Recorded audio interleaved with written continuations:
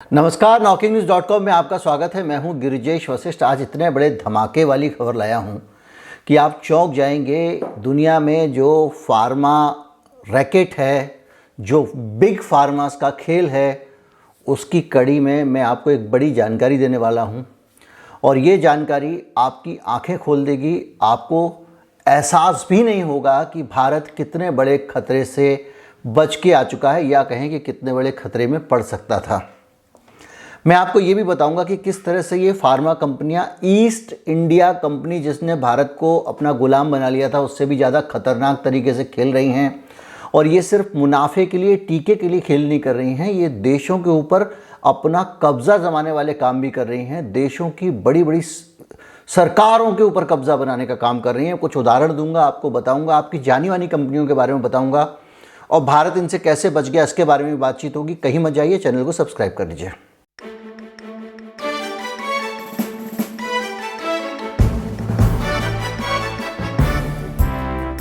कभी आपने सोचा कि फाइजर की वैक्सीन्स और मॉडर्ना की वैक्सीन्स भारत में आते आते क्यों रुक गई? वो कौन से कारण थे जिनके कारण भारत में फाइजर की वैक्सीन नहीं आ पाई, मॉडर्ना की वैक्सीन नहीं आ पाई? ये अमेरिका के दो प्रमुख टीके हैं। इनकी असफलता की कहानियाँ पूरी दुनिया में बिखरी पड़ी हैं। उसके बावजूद ये विश्व के सर्वश्रेष्ठ टीके माने जाते हैं, क्योंकि फाउची साहब का इनको आशीर्वाद प्राप्त है और भारत के टीकों को वहाँ एंट्री तक नहीं मिली है। 5 करोड़ टीके खरीद कर पड़े रहे अमेरिका में, लेकिन उसने आखिर में उनको दान कर दिया, इस्तेमाल नहीं किया। इतनी दम, इतनी ताकत और इतना होल्ड इन दोनों कंपनियों का अमेरिका के ऊपर है, वहाँ पे वैक्सीनेशन को लेकर है। लेकिन हम कहानी कर रहे हैं भारत की। ये वैक्सीन्स भारत में क्यों नहीं आई? जो लोग मेरा वीडियो देखते हैं उनको ये कारण पता है, मैंने समय रहते ये बता दिया था। हुआ ये है कि ये एक इंडेमनिटी क्लॉज लगा रही थी भारत में। कहानी सिर्फ भारत में आने और नहीं आने की नहीं है। मैं आपको उदाहरण बताऊंगा कि ये कंपनियां क्या क्या देशों से मांगती हैं, मैं उस पे आऊँगा, इसलिए इस वीडियो को बीच में मत छोड़िएगा। और भारत के ऊपर शर्त रखी थी बहुत सारी, जिन शर्तों में अहम शर्त थी ठीक वैसी ही जैसी न्यूक्लियर डील में मनमोहन सिंह के सामने रखी गई थी, मोदी जी के सामने रखी गई थी। मोदी जी मान गए थे, फिर बाद में कहाँ आंकड़ा फंसा मुझे पता नहीं। वो डील थी, उसमें ये कहा जा रहा था कि परमाणु बिजली बनाएंगी विदेशी कंपनियां, यहाँ पे परमाणु बिजली घर लगाएंगी और उससे आदमी मर जाएगा तो जिम्मेदारी उनकी नहीं होगी। मोदी सरकार ने इस पर समझौता कर लिया, कुछ दाएं बाएं करके, कम ज़्यादा करके, कुछ सरकार की लायबिलिटी मांग ली, कुछ उनका लगवा दिया।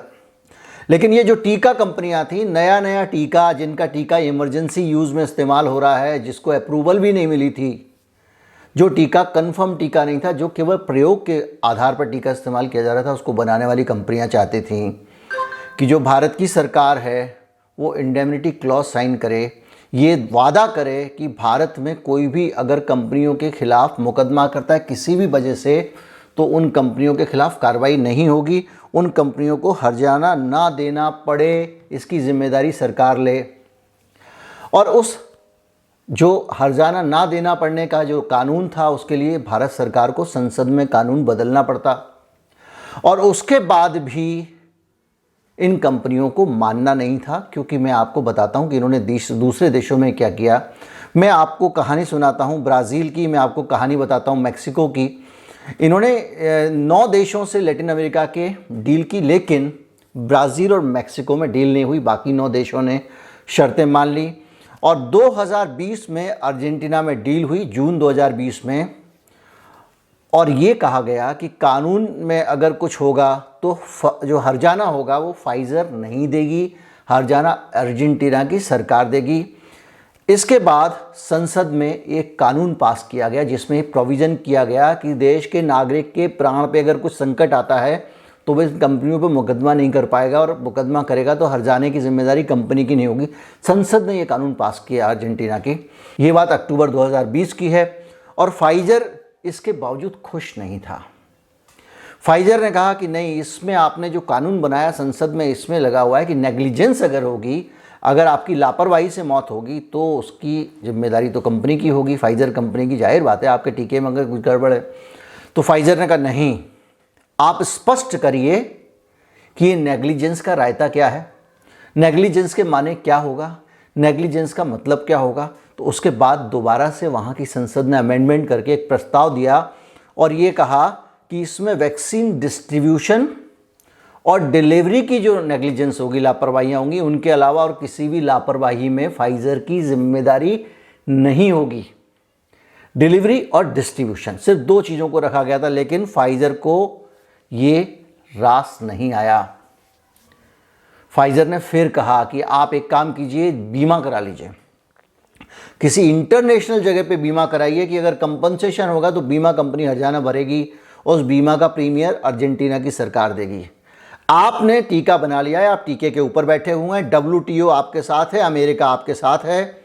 अगर कोई आदमी उस टीके को अपने यहाँ पे अगर डुप्लीकेट बना लेता है, उसके फार्मूले पे टीका बना लेता है, तो आप चढ़ बैठोगे, उसको देश के ऊपर दुनिया भर के सैंक्शंस लग जाएंगे। क्योंकि अमेरिकी साम्राज्यवाद का जो पूरा दौर चल रहा है पूंजीवाद का, उसमें WTO बनाया गया था। भारत में डंकेल प्रस्ताव का बहुत विरोध हुआ था, आप याद कीजिए, गेट्स का विरोध हुआ था, जिसके आधार पर WTO बनाया गया था। उस वक्त की सरकार ने ज़बरदस्ती WTO का हिस्सा बनी, क्योंकि वो अमेरिकी साम्राज्यवाद, अमेरिका के कठपुतली सरकारें थीं, अमेरिका के इशारे पे चलना चाहती थी। ये ग्लोबलाइजेशन के नाम पे एक नया वर्ल्ड ऑर्डर गढ़ा गया है, जिसमें दुनिया का मास्टर अप्रत्यक्ष रूप से अमेरिका हो गया है। बाकायदा मोदी जी ने संयुक्त राष्ट्र में यह मसला उठाया कि इन वैक्सीन्स का पेटेंट खत्म करो, इसका फार्मूला मसाला सबको बताओ, इसका रॉ मटेरियल अवेलेबल कराओ।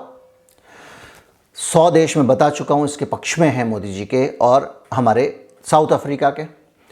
उसके बावजूद हमारे इस बारे में सुनवाई नहीं हो रही है और आज भी वैक्सीन एक ऐसा फार्मूला बनी हुई है जिसको कोई चुरा नहीं सकता, जिनको कोई कॉपी नहीं कर सकता। यहाँ तक हालत है कि ये जो आपको बता रहा था अर्जेंटीना के साथ हो रहा है, यही सेम चीज़ अमेरिका के साथ भी हुई है। अमेरिका ने एक अपने यहाँ प्रेप एक्ट बनाया, PREP, और यह public emergency and preparedness act.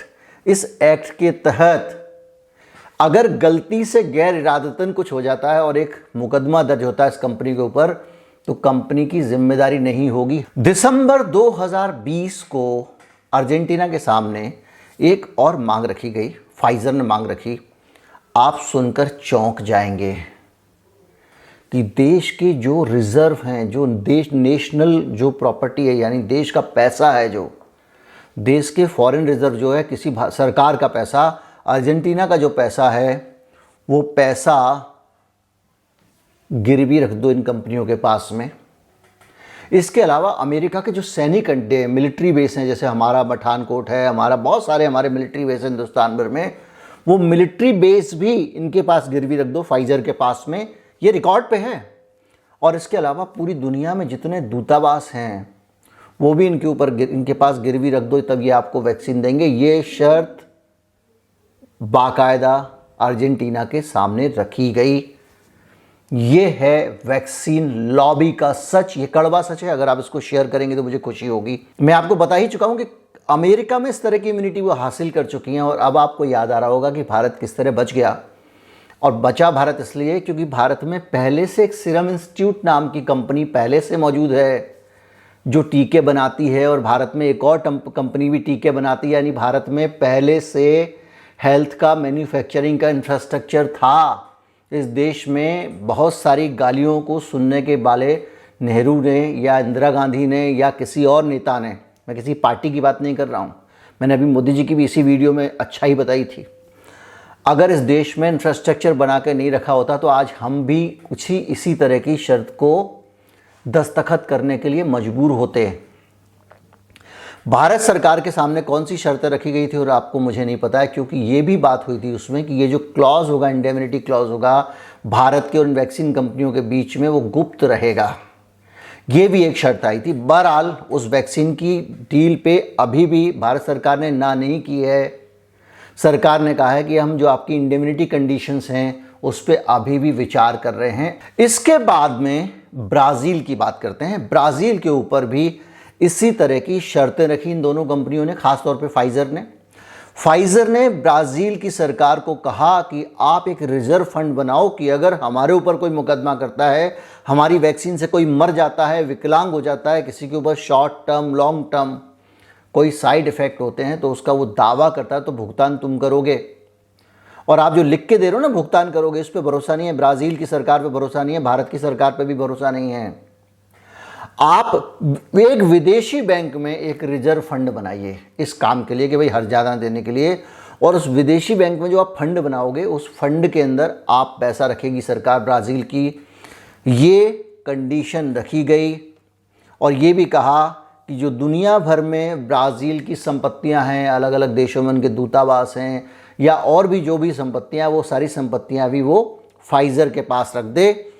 देश का कानून, ब्राज़ील का कानून फाइज़र पर लागू नहीं होगा, ये भी शर्त रखी गई थी। और अगर वैक्सीन को लेकर किसी भी तरह की कोई दिक्कत होती है उसकी जिम्मेदारी भी कंपनी की नहीं होगी। और तो और अगर वैक्सीन की डिलीवरी लेट होती है, वैक्सीन अगर नहीं मिल पाती है, उस कंडीशन में, उस दशा में, उस तस्वीर में भी फाइज़र की कोई जिम्मेदारी नहीं होगी। यानी इतनी सारी गारंटी रख दो, आपकी वैक्सीन के यहाँ वैक्सीन लेट हो, कई लोग मारे जाएं, अगर वैक्सीन से बचाए जा सकते हैं तो मारे भी जाएंगे, और अगर मारे जाते हैं तो सबकी जिम्मेदारी किसकी होगी? खुद ब्राज़ील के लोगों की होगी, क्योंकि वहाँ की सरकार का पैसा, देश का पैसा इन कंपनियों के पास गिरवी होगा, संपत्ति इन कर्मियों के पास होंगी, अलग से एक अकाउंट बनेगा इंटरनेशनल, इसके अंदर पैसा रखा जाएगा। ये फाइज़र ने शर्तें रखी थी और ये कहा गया था कि किसी भी स्थिति में फाइज़र पे कोई दंड नहीं लगाया जा सकता, कोई जुर्माना नहीं किया जा सकता, किसी भी प्रकार का साइड इफ़ेक्ट भी होगा तो उसकी भी जवाबदेही नहीं होगी।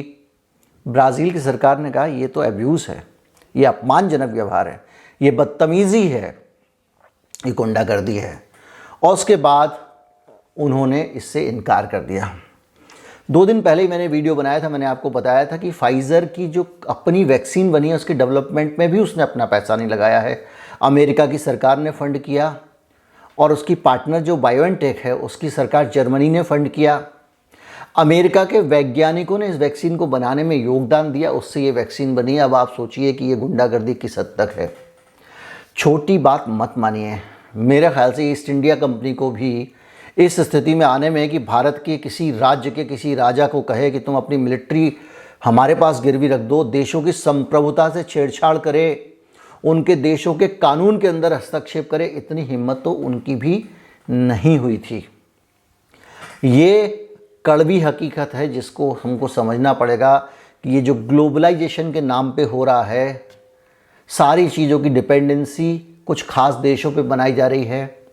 आज श्रीलंका का उदाहरण मैंने बताया था कि वो ग्लोबलाइजेशन के कारण और सांप्रदायिक सोच के कारण, जिसमें अपने लोगों को सबको साथ न लेके चलने के कारण उन्होंने जो रास्ता चुना, उसके बाद वो कंगाली के कगार पर पहुंच गए हैं। चीन ने धीरे धीरे मजबूर कर दिया उनको। ग्लोबलाइजेशन ऐसा उनके सिर पे चढ़ा कि उन्होंने अपने यहाँ की चीज़ों का उत्पादन बंद कर दिया। विदेशों से उनके पास सामान आता और विदेशों से सामान मंगाने के लिए डॉलर चाहिए कि ग्लोबलाइजेशन है और दुनिया में राज अमेरिका का चलता है तो दौलत भी अमेरिका की चलती है, उनका ही डॉलर चलता है, उनकी मुद्रा चलती है। तो ये सारी चीज़ें आप देख लीजिए, इतनी खतरनाक हमारे आसपास चल रही हैं। अब आप कल्पना कीजिए कि एक टीका कंपनी किसी देश का मिलिट्री बेस मांग सकती है, उस देश की दुनिया भर में प्रॉपर्टी मांग सकती है, नेशनल रिजर्व, राष्ट्रीय खजाना, देश का खजाना वो मांग सकती है, तो उसके हौसले देखिए। और ये देश उसको इनकार कर पा रहे हैं, लेकिन इसमें से किसी की हिम्मत नहीं है कि तुम्हारा साहस कैसे हुआ कि हमारे देश के कानून, हमारे देश की संप्रभुता के ऊपर हमला कर सको। इनको जेल में डाल देना चाहिए, लेकिन आप ऐसा नहीं कर सकते क्योंकि उनका बाप वही है जो आपका बाप है। अमेरिका सबका पिता है, इन सब ने अपना पिता बना के रखा हुआ है।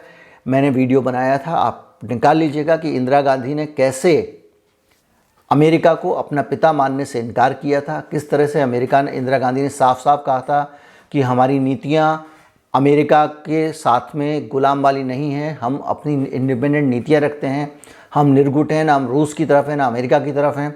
अमेरिका यात्रा पे जॉर्ज बुश के सामने, मैंने वीडियो भी डाला है, जॉर्ज बुश के सामने खड़े होकर इंदिरा गांधी ये बात बोल कर आई थी।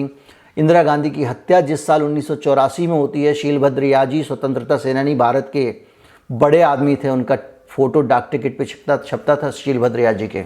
उन शीलभद्र याजी ने अपनी पुस्तक में लिखा, इस पर भी मैंने वीडियो बनाया है, कि किस तरह से इंदिरा गांधी के ऊपर अमेरिका लगातार दबाव बना रहा था। उसी 1984 में इंदिरा गांधी ने एक इंटरव्यू दिया है और उस इंटरव्यू में इंदिरा गांधी ने यह कहा कि कुछ अंतर्राष्ट्रीय शक्तियां नहीं चाहती कि भारत अपना स्वतंत्र अस्तित्व रखे और वो लगातार दबाव बना रही हैं। ये खालिस्तान और पाकिस्तान एक बहाना है, क्योंकि उनसे पूछा ही ये गया था कि क्या भारत की तरक्की से कुछ देश डरते हैं, इसलिए वो यहाँ पे खालिस्तान का आतंकवाद बढ़ा रहे हैं। उसके दबाव में इंदिरा गांधी ने ये बात कही थी कि नहीं, ऐसा नहीं है। दरअसल कुछ अंतर्राष्ट्रीय शक्तियाँ नहीं चाहती कि भारत अपनी स्वतंत्र राय रखे और उसी 1984 में अक्टूबर के महीने के आखिरी दिन इंदिरा गांधी की हत्या कर दी गई थी। ये एक अंतर्राष्ट्रीय नेक्सस है जो धीरे धीरे करके सारे देशों को गुलाम बनाता जा रहा है। उसी शैली में ये भारत के ऊपर भी एक एक करके सरकारें आई जो इस नेक्सस को सपोर्ट करती थी। नरसिंह राव की सरकार, उसके बाद में मनमोहन सिंह की सरकार, उसके बाद में अटल बिहारी वाजपेयी, फिर मनमोहन सिंह और अब नरेंद्र मोदी की सरकार। ये सारी सरकारें सिर्फ और सिर्फ अमेरिकी एजेंडे पर काम करती हैं, अमेरिका के इशारे पर नाचती हैं और वो नीतियां बनाती हैं जो अमेरिका के लिए मुफीद बैठती हैं। 1982, 83, 80, 70, 78 में जो लोग थे उनसे पूछ लीजिए कि इस देश में 80% उत्पादन हमारा डोमेस्टिक होता था, लोकल सामान बनता था, लोकल रेडियो बनते थे, ये बनता था। और उस ग्लोबलाइजेशन की मार ये है कि आज 80% से ज़्यादा सामान बाहर से आता है। जिस दिन आपके साथ ऊंच नीच करनी होगी श्रीलंका की तरह, आपके पास डॉलर कम हो जाएंगे किसी भी वजह से, वर्ल्ड बैंक कोई शिकंजा लगाएगा, कोई जाल फेंकेगा, WTO कोई जाल फेंकेगा, IMF कुछ जाल फेंकेगा और आप अचानक मजबूर हो जाएंगे और आपको कुछ नहीं मिलेगा, क्योंकि जो कुछ मिलना है वो डॉलर से मिलना है, डॉलर आपके छीन लिए जाएंगे, सीधे नहीं इनडायरेक्ट तरीके से। तो इसलिए ये बहुत खतरनाक खेल है और उस खतरनाक खेल का एक हिस्सा ये फार्मा कंपनियां हैं। और इन फार्मा कंपनियों ने किस तरह से पूरी दुनिया को इस कोरोना के दौरान लूटा है, इनके मुनाफे कितने गुने हैं, इस पर भी मैंने 2 दिन पहले भी पार्ट 1 जो है मेरा बिग फार्मा, उसमें देखिए कितना मुनाफा कमाती हैं। ये लूट का राज चल रहा है और इसके बीच में ये उदाहरण 2 मैंने आपको दिए हैं। इससे पहले भी मैं लगातार ये फार्मा, ये चौथा मेरा इस पर चौथी वीडियो है, पार्ट 4 है ये। मैं लगातार इस तरह की वीडियो लाता रहूँगा, आपको दिखाता रहूँगा। चैनल को सब्सक्राइब कर लीजिए, इस वीडियो को ज़्यादा से ज़्यादा लोगों तक पहुँचाएँ। नमस्कार, जय हिंद।